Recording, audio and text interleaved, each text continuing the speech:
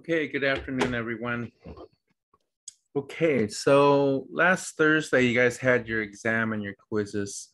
I talked to Xavier and he told me that you guys took the whole laboratory period. What did you guys think about that exam?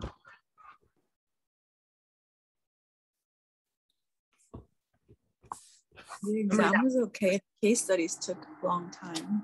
Okay. Case studies took a long time. Yeah. I know I gave a lot of fluff, but then you should have been able to pull out some key information. If you looked at the key information, then you probably should have been able to figure it out. I mean, I gave a lot of extra words and I surrounded the key information with those extra words. If you figured it out, you should have been able to do fine. But yeah, I figured case studies would have been hard. What else? What about the multiple choice? It's fine. I think the multiple choice is good. What was that? I thought the multiple choice was fine. Okay, and the matching? Matching, good. Anybody else have any comments about the exam?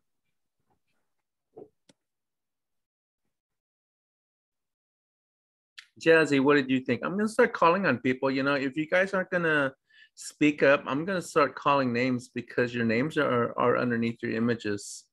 So, Jazzy, what did you think? I think the multiple choice was fine. The case studies one got me thinking a lot. That was the point. Yeah. The case studies is supposed to show me your critical thinking skills. But that's what I wanted you guys to do, is to see if you can pull out information, because you may be getting case studies on your ASCP. You may be getting case studies on your ACP, so you need to be prepared. Okay. But what else? What did you think, Rudy? You know, I don't think I prepared correctly for that examination or the quizzes, correctly. You don't think you prepared correctly? I just, once it came down to the, just even to some of the, not multiple choice, but to like they had to associate the word association ones, and stuff like that. I really didn't feel very confident. Yeah, some of the matching ones. Like I said, I don't feel that I was quite prepared as I should have, because some of that just didn't make as much sense as other. Well, when you go over the notes, like I said, you can't just read the notes once or twice and say, I'm ready for the test. This is not an easy class.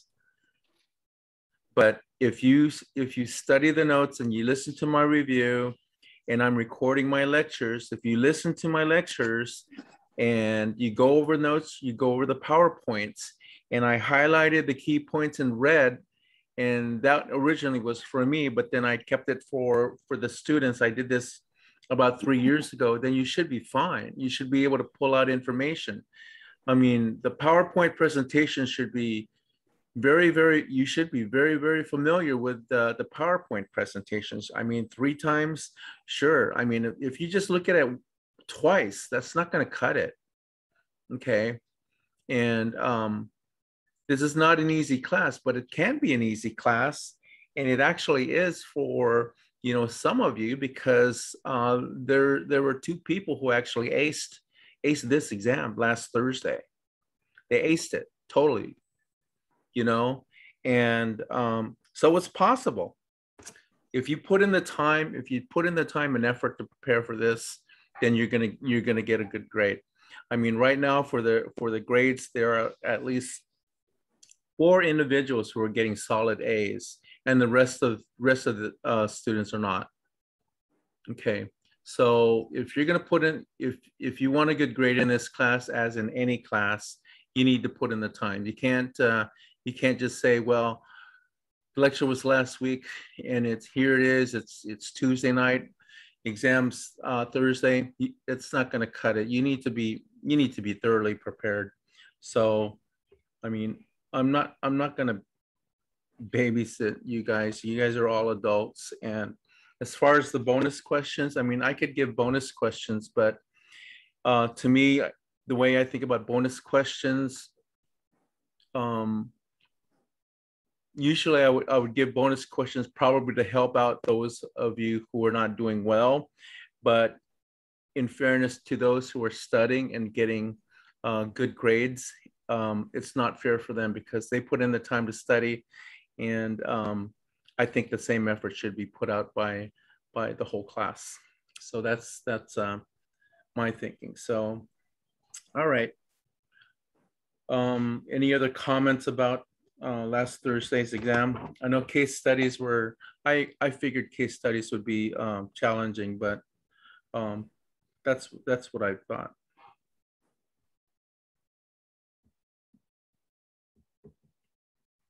When are we going to get our grades for our exam? I'll send it out to you after this class. Okay, thanks.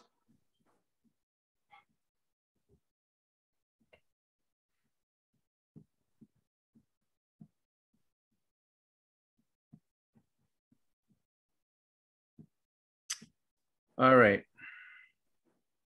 So today, 2 lectures, and then I'll do a little review. You only have 2 quizzes tomorrow, and I'll do a little review preparation for the quizzes. Quizzes shouldn't be too bad. 10 to 12 questions each for each quiz. So let's go ahead and start with CML, or chronic myelogenous leukemia. Okay, so this is the first, we're done with identifying cells. So this is the first leukemia, CML, chronic myelogenous leukemia. Okay, so you need to, I'm going to tell you some ways to how you can identify leukemia. Here, these 3 mature cells, maybe this one and maybe this, you wouldn't think are suspicious, but it's these 2 large ones. I mean, whenever you see large cells like that, like these 2, then you need to be really suspicious. The chromatin here is pretty fine. I'm trying to look for nucleoli, but that's suspicious. Maybe there might be some nucleoli there. But here, these granules look pretty suspicious. And in fact, this is probably a promyelocyte. Okay, when you get cells, when you see cells this early in the maturation sequence, that's not normal. If you see cells, we talked about left shift. Well, that was another thing, as I recall, left shift, this is one of the questions. Sorry, I'm going back to the exam. That I have to make a comment on this. When I talk about the myelocytic series and there's a left shift, that means their starting point is neutrophil. And if you have a left shift, that means you're going to the left in terms of maturation. So you should see bands at worst metamyelocyte. A couple people said lymphocyte.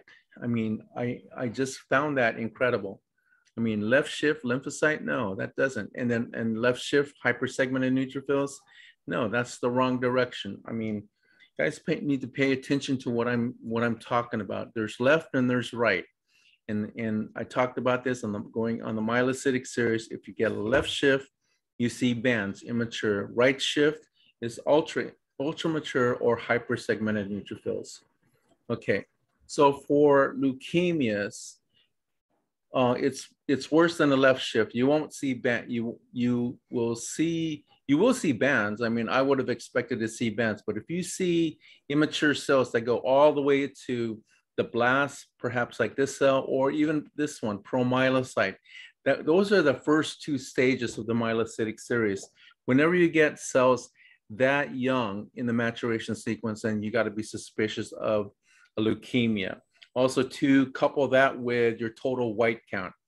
Remember, if your white count is like greater than 50,000 up to 100,000, then you need to be suspicious of a leukemia.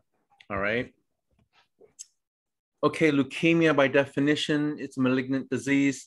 And basically, in leukemia, you're replacing normal bone marrow tissue with abnormal cells. And these are neoplastic cells. These are cancer cells.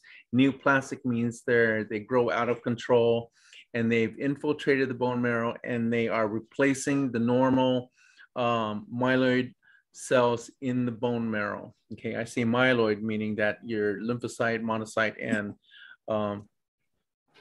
myelocytic, lymphocytic, and monocytic cell lines. You can also affect the platelets too, but those are pretty rare. But mainly for leukemia, Leuc is white blood cells, and usually it's a proliferation of the white blood cells that are being normal white blood cells being replaced in the bone marrow with abnormal neoplastic cells. Those are the cancer cells. Okay, so leukemic cells are frequently, but not always, found in peripheral blood. That's why it's really important for the CLS, and if approved, then they'll let MLTs read differentials. I don't know what the legislation is going to be, but it seems like things are changing. But if you're on the diff bench, you guys are going to be the first ones to be able to identify whether or not a patient has leukemia or not. So it's really important to know how to identify these cells. Leukemias commonly invade other tissues, which include the spleen, liver, lymph nodes, and almost any other organ. And that's probably why leukemia can be fatal if it gets treated early enough, so that it's not as invasive in the spleen, liver, and lymph nodes, then the patient will have pretty good success. If left untreated, eventually will cause death. But as you'll see later on in my lecture, just because you have leukemia, it's not a mark for death. You're not doomed to die. People can live with leukemia for many years, okay? Can be rapidly progressive with an abnormal expansion of immature cells. So you have two types of leukemia, okay? Whether it's lymphocytic or myelocytic. So you can have acute leukemia and chronic leukemia. Usually acute and chronic will help you identify what type of leukemia it is. If it's acute, usually the abnormal cells are blasts, meaning that they are early in the maturation sequence. You'll get, if you see like in this here, this is probably an acute myelocytic leukemia, not lymphocytic. Okay, the reason why I say myelocytic is because I see other cell lines in the myelocytic series. Okay, so, and then because I see cells here, this could be a blast and this could be a promyelocyte. Again, it's in the promyelocytic series. And I would call this an acute myelocytic leukemia. Okay, but if you see abnormal cells are blasts, then it's an acute leukemia. In chronic leukemia, you're going to have a high white count, but the majority of the cells are mature. Okay, and you won't see too many blasts. If you see if you get a CBC with a white count of greater than 50 up to 100,000, that's probably going to be leukemia. You know, you're not thinking infection anymore. Usually, remember, infection is like 20,000 up to 50,000. And if it's greater than 50 up to 100,000, then now you're talking leukemia. All right, so immature cells in the maturation sequence would be acute leukemia, and mature cells with a high white count would be chronic leukemia. And that's how you can tell the difference. Later on, I'm going to have a slide that will define more the difference between acute versus chronic, and you'll need to memorize that. So the two major cell lines in leukemia are the myelogenous leukemias and the lymphocytic leukemias. The third cell line is like monocytic, but that's kind of rare. The two major ones are myelogenous leukemias and lymphocytic leukemias. And they're broken down into acute and chronic. So you can have acute myeloid leukemia, chronic myeloid leukemia, or acute lymphoblastic leukemia and chronic lymphocytic leukemia. So acute blastic leukemia, you know, it indicates blasts, lymphoblasts. So acute myeloid, chronic myeloid, acute lymphoblastic, and chronic lymphocytic. Okay, some statistics. Overall incidence of leukemia is about 8 to 10 cases per 100,000 individuals. each year, over 5,000 new cases diagnosed, and that was in 2006. It's either higher or lower now, depending on technology. If technology for detection is improved, then the number of cases would be higher. Most cases occur in older adults with AML and CLL, the most common types. So the most common types of leukemia are acute myelogenous and chronic lymphocytic. Adults to children, 10 times more leukemia is seen 10 times more than in adults, with a ratio of 10 to 1. And the majority of 50% of the cases of individuals who have leukemia are in individuals after the age of 64 years old. Okay. In children, the most common form of leukemia is acute lymphoblastic leukemia. It's ALL is the most common leukemia in children. And it's in children also too, CLL, chronic lymphocytic leukemia, is rare. Frequency of all types is slightly higher in males. So males versus females, males are more likely to have leukemia than females, 57%. And as far as nationalities, leukemia rates are higher among Americans, which are of European descent, than African Americans, and lowest rate of leukemia in American Indians and Alaskan Natives. So over 200,000 individuals are living with leukemia. So it is common, but you can live with leukemia. Okay. The origin of leukemia is at the genetic level, and I'm gonna talk about that. Sophia, are you online? I just want to find out because I don't see you. Yeah. Okay. Oh, my video's off. I forgot. Oh, okay. All right. And Dan, did we just lose you? Dan, did we lose you? Okay. So, you know, I need to know that you guys are there because I really would hate to see that you guys are missing a lot of information. Anyway, okay, like I said, leukemia is the origin of leukemia is at the genetic level. And it's kind of interesting. And I'm gonna have a comparison. Usually I have a comparison of the origin of leukemias. And to me, it's kind of interesting. Okay, so there's a gene, you have genes, everybody has genes. And when certain genes are mutated, then it becomes an oncogene. So an oncogene is a gene that when mutated or expresses high level, helps turn a normal cell into a tumor cell. So oncogenes are not good, okay? So what happens is you have certain genes, but if it becomes mutated, and mutations happen, they will happen. And when a gene turns into an oncogene, what it does, it'll turn a normal cell into a tumor cell. And remember when we talked about apoptosis, that means a cell will undergo programmed cell death. Well, that happens to all cells. All cells are destined to die, okay? Like RBCs has 120-day lifespan. So same thing for white blood cells. You know, they have a certain lifespan and they're programmed to die. But what happens is when you have an oncogene will turn a cell that is destined to die, that is destined to die, and cause it to survive and proliferate rather than dying. But what happens is that the resulting cell, when an oncogene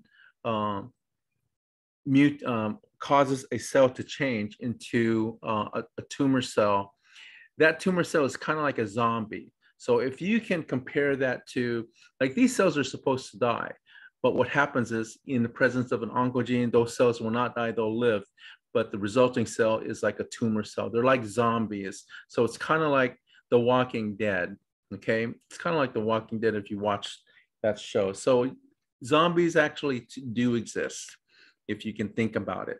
So oncogenes will turn cells that are destined to die into tumor cells.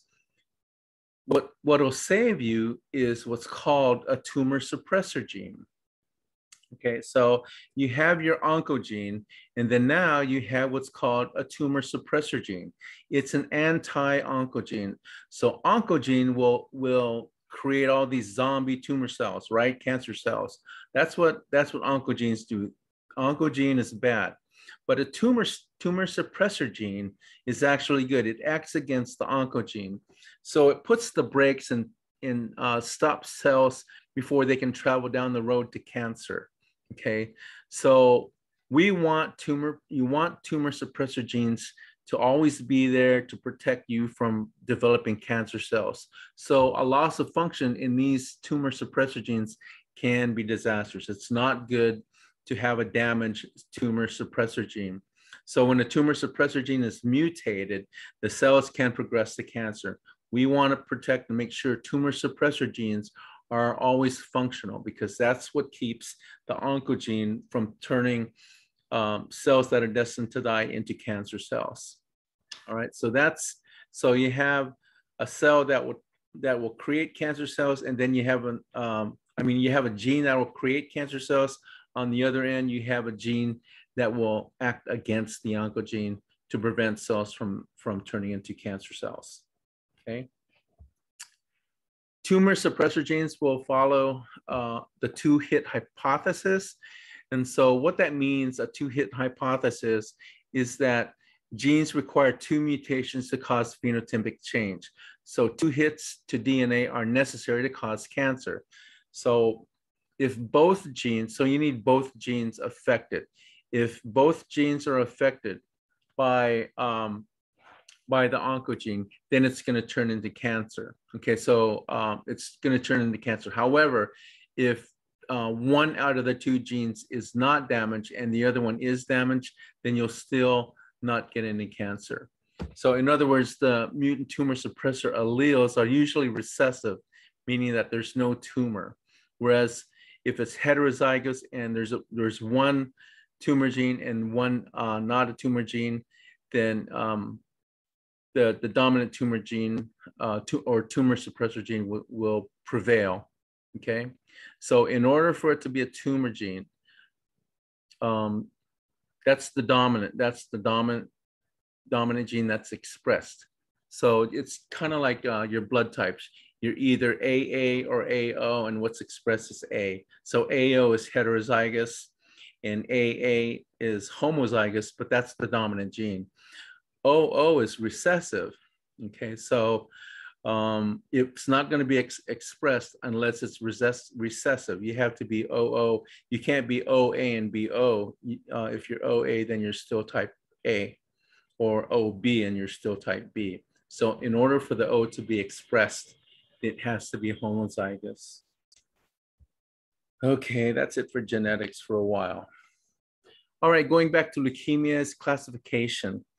So there's 2 major classification systems for leukemia. One is the FAB classification, and the other one is the World Health Organization. When I do the acute leukemia lecture, the acute leukemias are, what I'll be teaching you is the classification in the FAB, the French American British classification.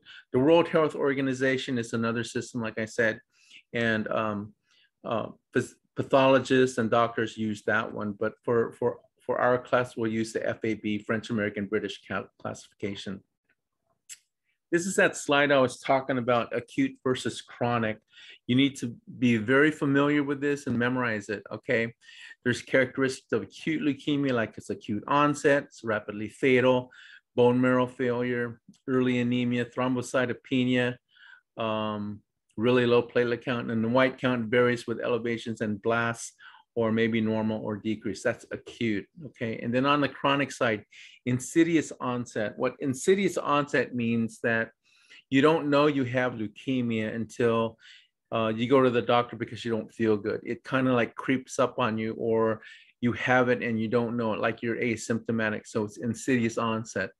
More indolent course, 2 to 6 years. It takes a long time to become clinically significant. Anemia presents as mild, so you can just have a mild leukemia, just have a rundown feeling. Platelet count is often normal, but may be increased, and WBC is always greater than 50,000. Okay, so that's chronic leukemia. Okay, so make sure you know this slide, and you can tell the difference between acute and chronic because you'll be asked. So these are images. Obviously, these are blasts because you can see the nucleoli, right? Nucleoli, and if you use the RBCs as your standard, look, if you compare the size, these are very, very large cells, but they have a lot of nucleoli, so these are blasts. So like I said, if you see a lot of blasts, chances are it's probably acute, okay? And then chronic, you'll see, you can see that the segmented neutrophils here, you can see the promyelocytes here, segs, and then you can see more of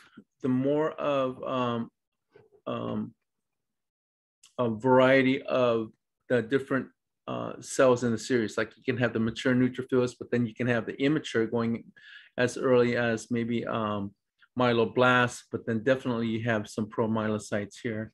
When you have more of the spectrum of the myelocytic series, then that's probably chronic, okay?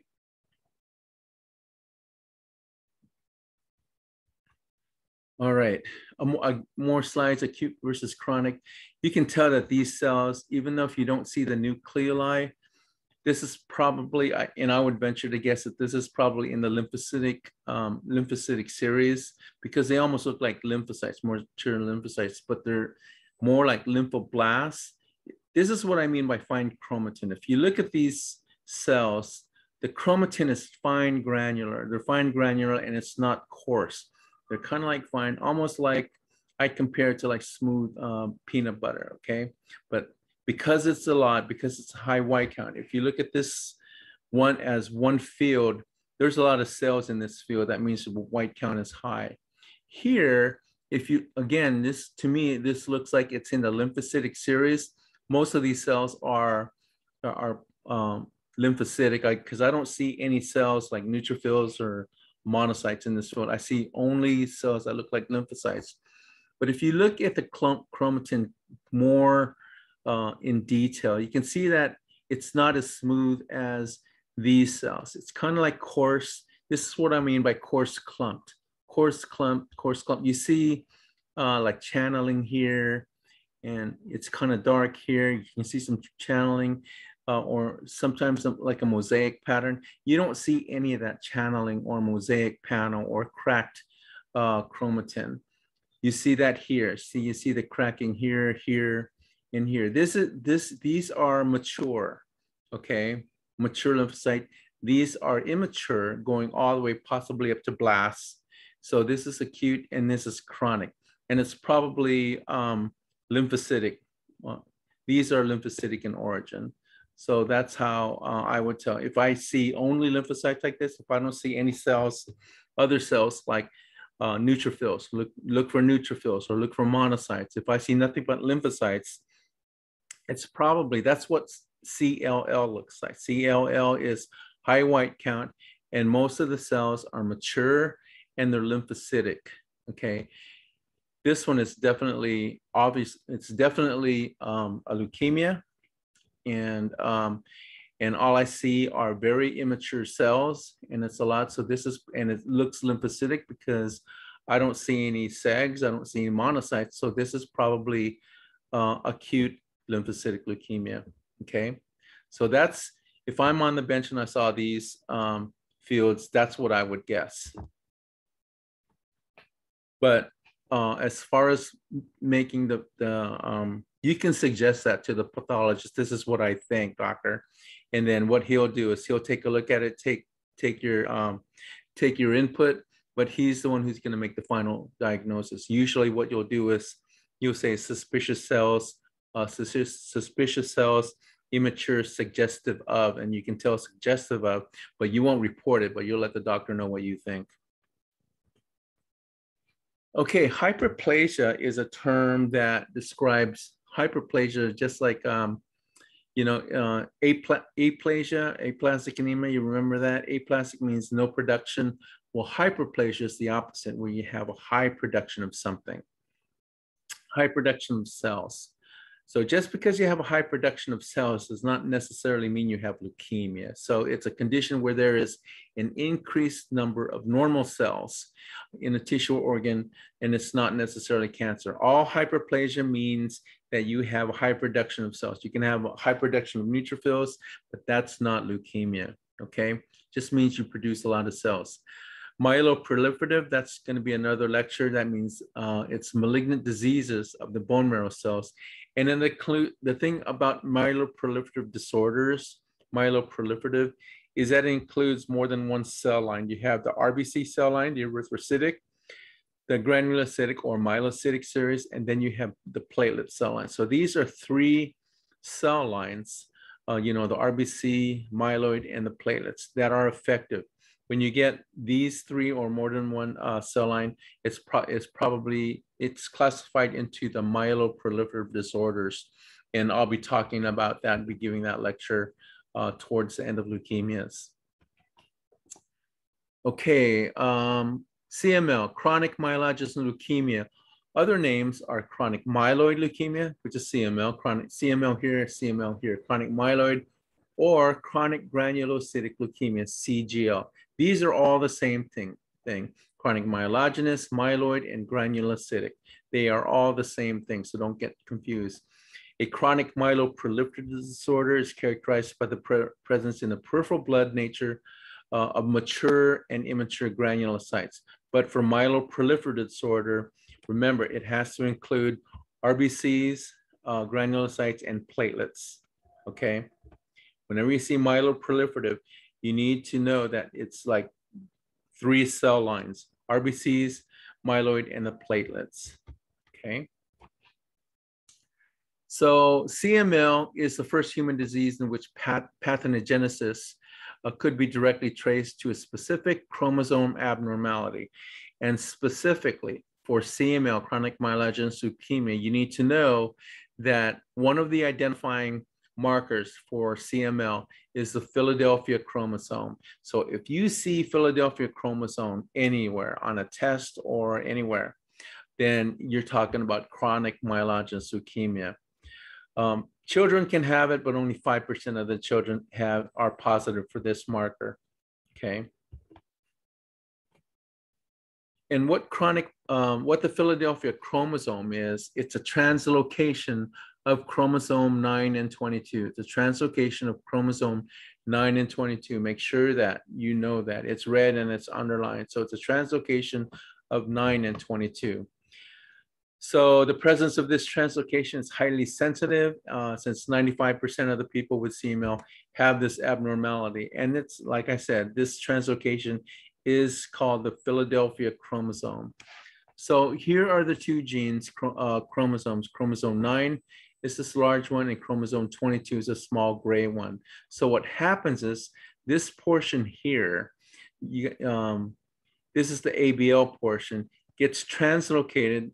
The red and the white here will get transposed to below the green here. So this green marker here on the chromosome 22 will be traded off with the red and white. So the resulting is the gray from here is now on here on chromosome 9, and the red and white here on chromosome 9 will go below the green like here. So there's a so this is now the Philadelphia chromosome, okay?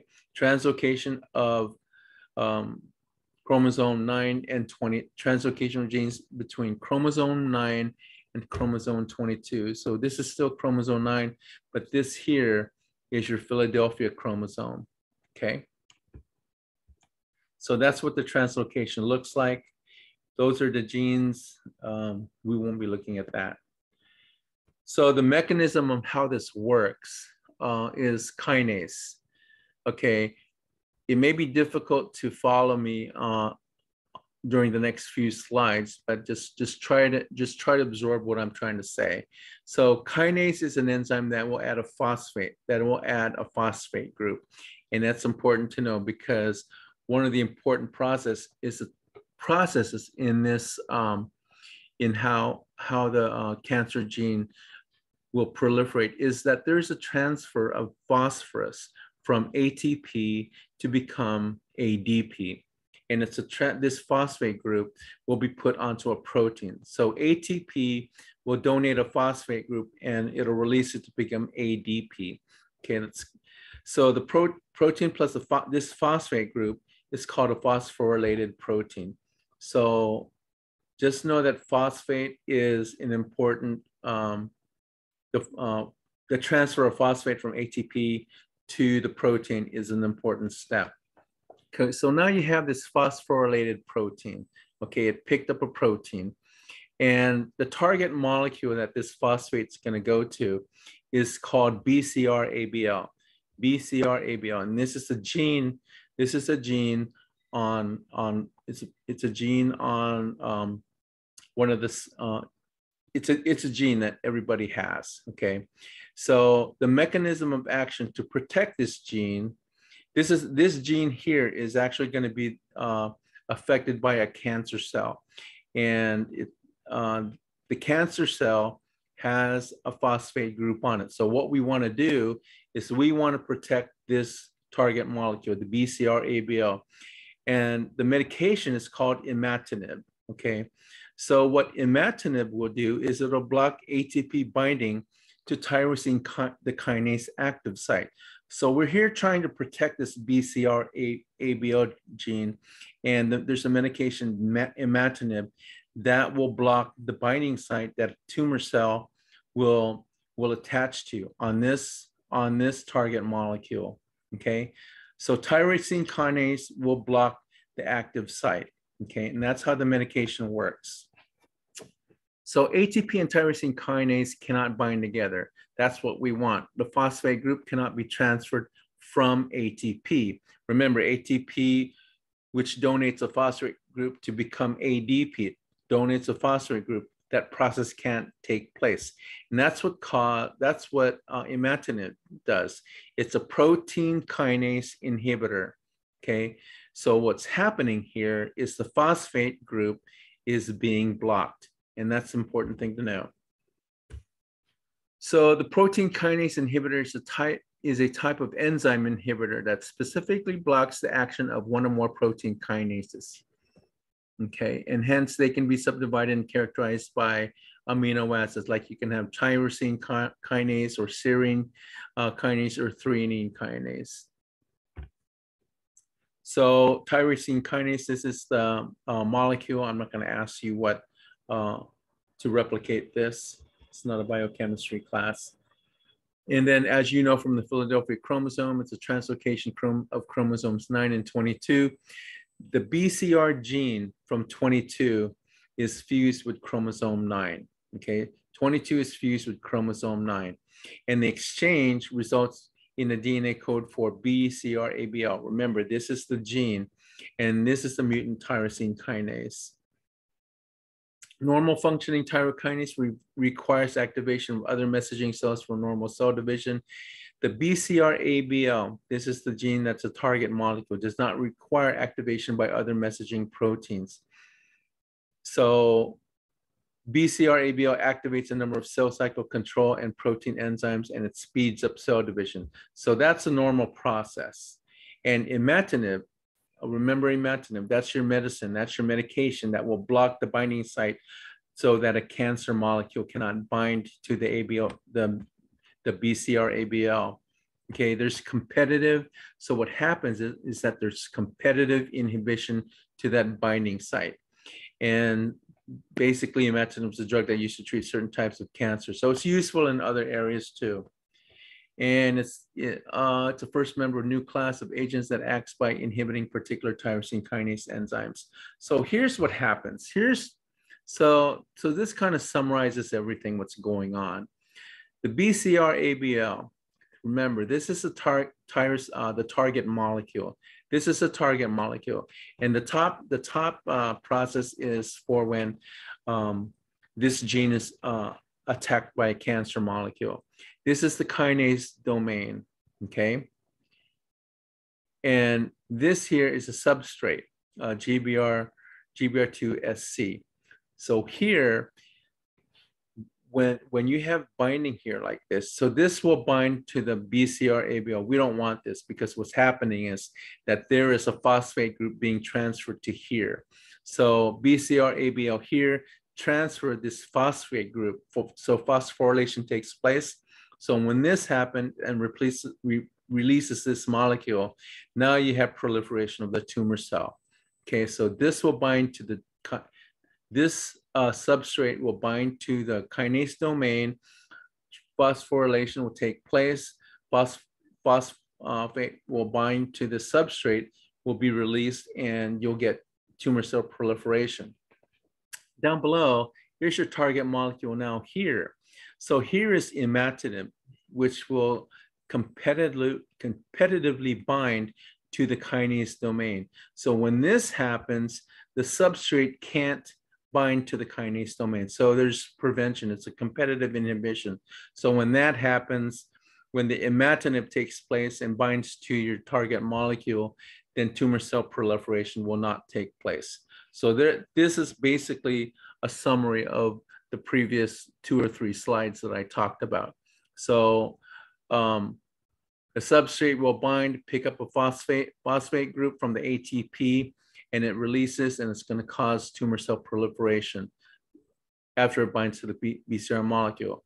In the presence of medication, in presence of the cancer medicine, it'll bind to the kinase domain so that the phosphate group cannot attach to the substrate, and you will not get any tumor cell proliferation. Okay, so that's how imatinib works, and that's how cancer cells are treated. Okay. So the medication, Gleevec, I think that's a brand name. Gleevec costs $32,000 a year. No, that's not per person, that's production. For a 400, well, actually, maybe it's per person because that's a 400 milligram per day dose. And it's often cited as an example of pharmaceutical injury, innovation that justifies the high cost of drugs. So the medication is not cheap.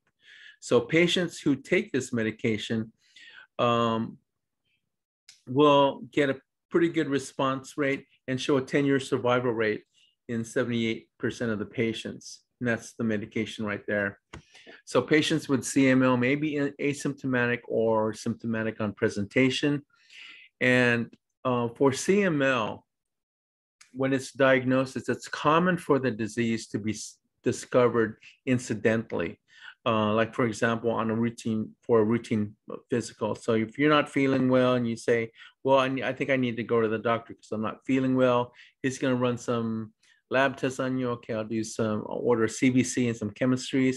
And unfortunately, sometimes the CBC will come back showing that the patient may have CML. So that's why, it's asymptomatic and it's in insidious onset. It's incidental. It's an incidental finding.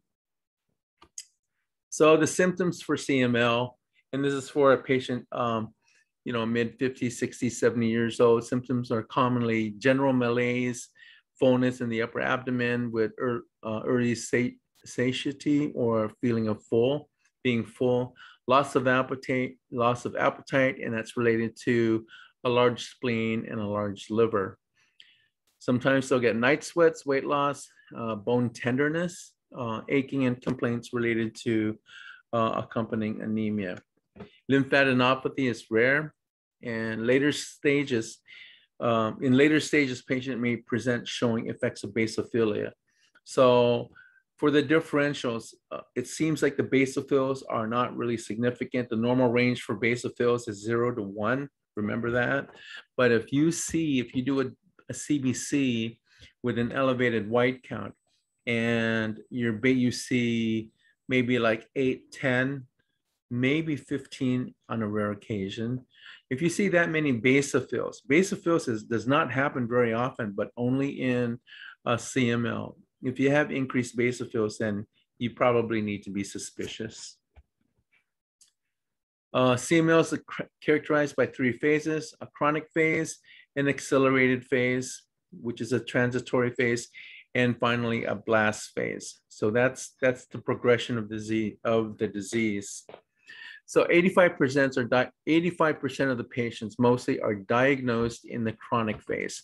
Remember that doctor's visit that you're not feeling good, and he'll diagnose you as having chronic myelogenous leukemia. Okay, he'll give you the bad news, but you'll still be fine.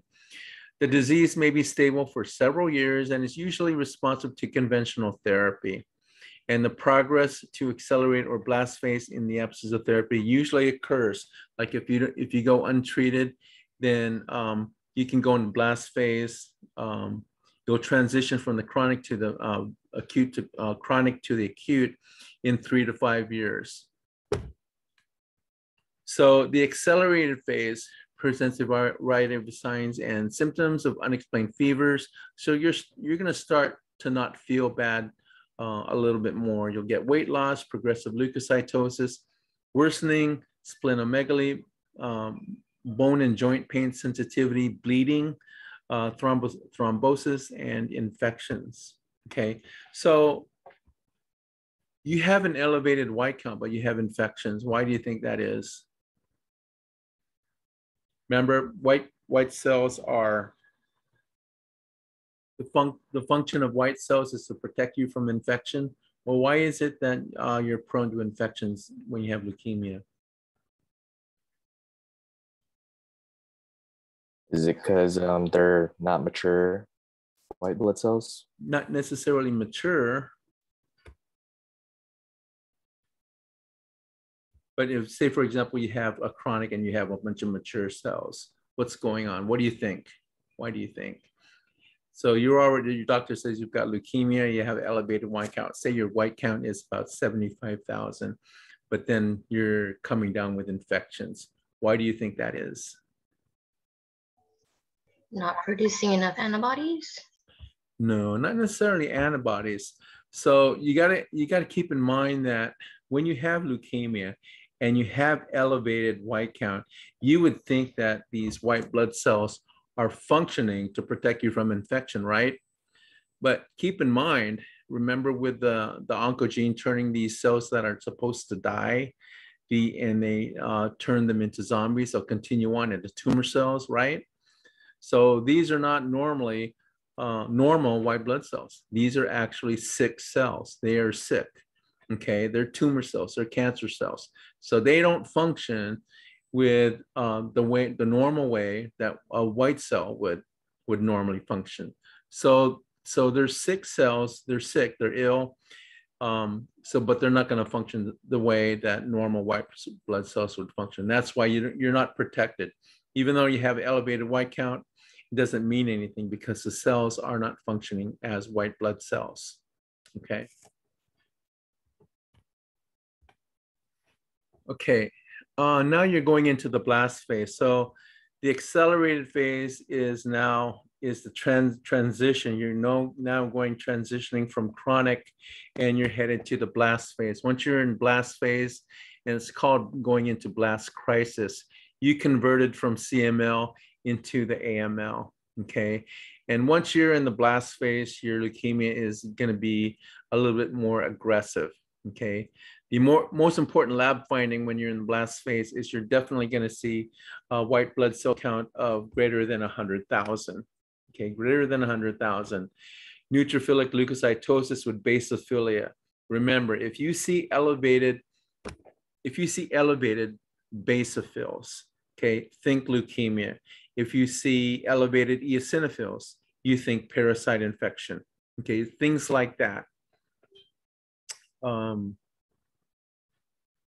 Things like that, okay. I mean, I can give you some case studies, but make sure that you know that if you see increased basophils, that you're probably talking about CML. Thrombocytosis, increased platelet count in half the cases. So we're talking about CML, which is white blood cell count. Nothing about red blood cells. So you can be anemic, but it's going to be normocytic. You know, this is not, you're not going to get a hypomicro, you're not going to get a megaloblastic. These are normal looking red blood cells, but you're going to be anemic, which means your H&H is going to be low. It's commonly present in with severity proportional to the degree of leukocytosis, which means that the higher the white count, then your red blood cells are going to be more affected. Okay, so the degree of leukocytosis, which means that the more white blood cells that you have is correlated with symptoms and worsening anemia. So your anemia can get worse. I mean, your H&H is going to get less and less, and increasing basophilia. So the worse your leukemia gets, the increased number of basophils you will see, up to greater than 20% basophils. And that's a lot of basophils. I've never seen basophils that high. But definitely, if you see a lot of basophils, then it's kind of like bad news for your CML. It's probably transitioning or to a acute phase or blast phase leukemia. There may be a shift to the more immature myeloid forms with an increased number of blasts. So again, and I would expect that, because when you get into the acute phase, you're trending towards the more immature forms. So you'll be seeing a lot more blasts. Okay. Blast crisis is heralded by an increase in blood or bone marrow blasts to more than 20%. So when you go from chronic myelogenous leukemia, the CML, transitioning to the acute or acute myelogenous leukemia, you're going to get into the blast crisis, and you'll be seeing a lot more blasts. Okay, CML needs to be differentiated from other things like reactive granulocytic leukocytosis, which means that you're producing more. Remember, I talked about hyperplasia. You can have hyperplasia of neutrophils, and that's still not cancer. So reactive granulocytic leukocytosis, that's a hyperplasia, but it's not necessarily cancer. Also, too, there's a condition called leukomoid reaction. Leukomoid reaction is basically the same thing. You're producing a lot of white blood cells, but these white blood cells are not cancer cells.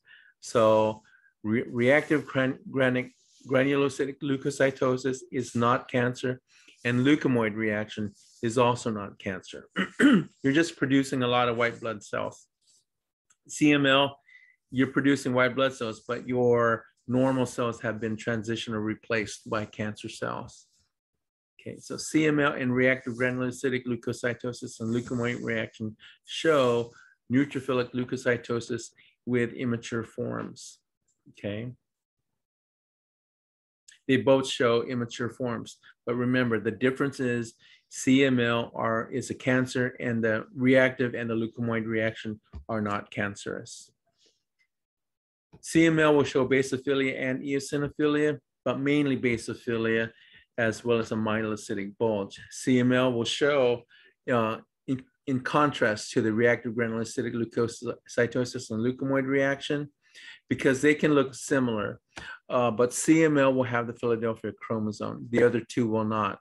So if you see Philadelphia chromosome, then that's the marker for CML, okay? So if it's positive for CML, you think chronic myelogenous leukemia, CML. LAP score is another marker. So you have two markers, the Philadelphia chromosome and the LAP score. In leukomoid reaction, the non-cancerous leukocytosis, the LAP score will be high, and the LAP score will be low in CML. What the LAP score is leukocyte alkaline phosphate. Leukocyte alkaline phosphatase is an enzyme in neutrophils. So in the healthy cells, like in the cells in leukomoid reaction or in the reactive granulocytic leukocytosis, those cells are normal functioning. So therefore, the LAP score will be high. Okay, the LAP score will be high in the normal cells, but in the cancer, cells, like the cells in chronic myelogenous leukemia, the LAP score will be low. Okay, so make sure you know that for leukomoid reaction, the LAP score will be high. Okay, because those are, the LAP score is the leukocyte alkaline phosphatase, and that's a normal enzyme found in normal healthy cells. And because they're normally and healthy, then the LAP score will be high. And in the unhealthy or abnormal cells, the LAP score will be low. Leukomoid reaction will also show frequent Dolly bodies and rare Dolly bodies in CML. So in leukomoid reaction, you'll see a bunch of Dolly bodies. So leukomoid reaction, again, is not cancer. So you can see Dolly bodies. You also see Dolly bodies in infection and rare Dolly bodies in CML. So going back to the definition of LAP score, LAP is a leukocyte alkaline phosphatase enzyme, and it's found in the cytoplasm of granulocytic white blood cells, the normal granulocytic white blood cells. And the amount of alkaline phosphatase varies in different cases. So make sure you know this, that the LAP score is increased in these conditions. Make sure you know that the LAP is increased in these conditions: pregnancy, infection, polycythemia vera, Mongolism, Hodgkin's disease, and aplastic anemia. On those conditions, the LAP score is elevated, and the LAP score will be decreased in CML and PNH, paroxysmal nocturnal hemoglobinuria. Okay, so how do you treat CML? You do an allogeneic bone marrow transplant, and it has to be with an HLA match related or unrelated donor. You have to have HLA matching, okay? And that offers the only proven cure for CML. And survival is best if the transplantation takes place early in the disease. You can't be diagnosed and say, well, 5 years later, 6 years later, okay, I want a bone marrow transplant. Well, it may be too late. You need, once you're diagnosed, you need to consider treatment if you want to be treated. Other considerations for a bone marrow transplantation, these can affect the success rate. Graft versus host disease. That means that the host or the recipient will reject the transplanted material, what's coming from the donor, the risk of infection. And then if you're elderly patients, then the chance for success is becomes diminished. So bone marrow transplantation is more successful the younger the patient is.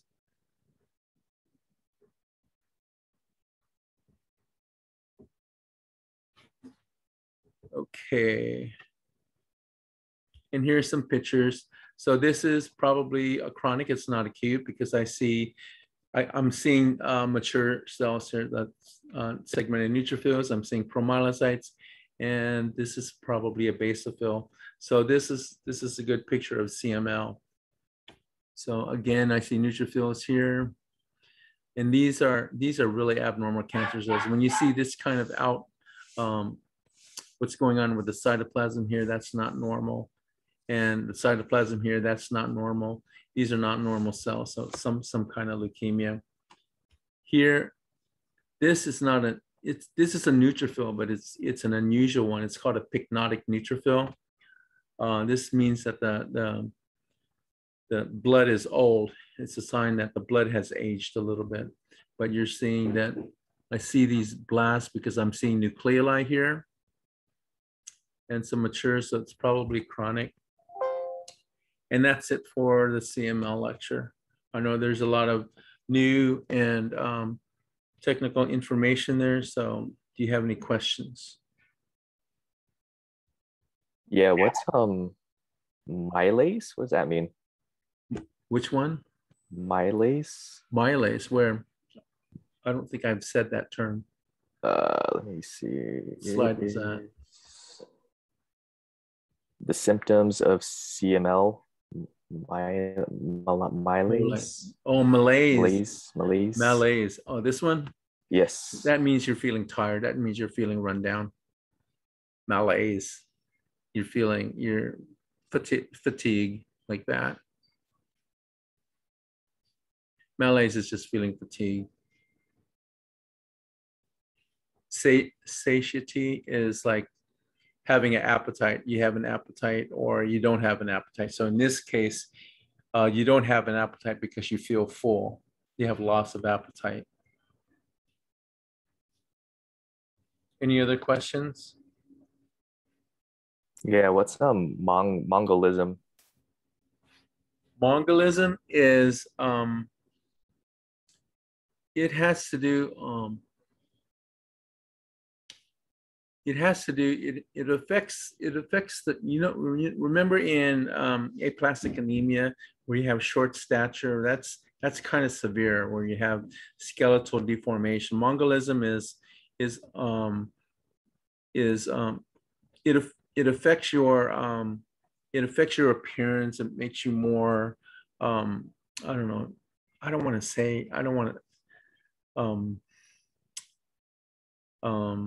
almost like kind of like pygmy, you know, it's kind of like primitive. You have a primitive appearance. So, and I really have to be sensitive. I'll get you Mongolism, a better definition when I do the lymphocytic lecture. But Mongolism it has to do with your the features in your face, and it has a certain look. Okay. Okay, I got it. I kind of get the idea of what you're trying to say. You kind of get the idea? Yeah. Okay. It's almost similar to, but in this kind of extreme is the, you remember Fanconi's anemia and all that? Yeah, it's with all those hereditary defects. The skeletal deformity and all that? Okay. Anybody else? All right, well, let's take 10 minutes, all right? And then we'll come back at 5:15. We'll probably cut short today. I'll do a review on the upcoming quizzes at the end of the next lecture. All right, so I'll see you at 5:15.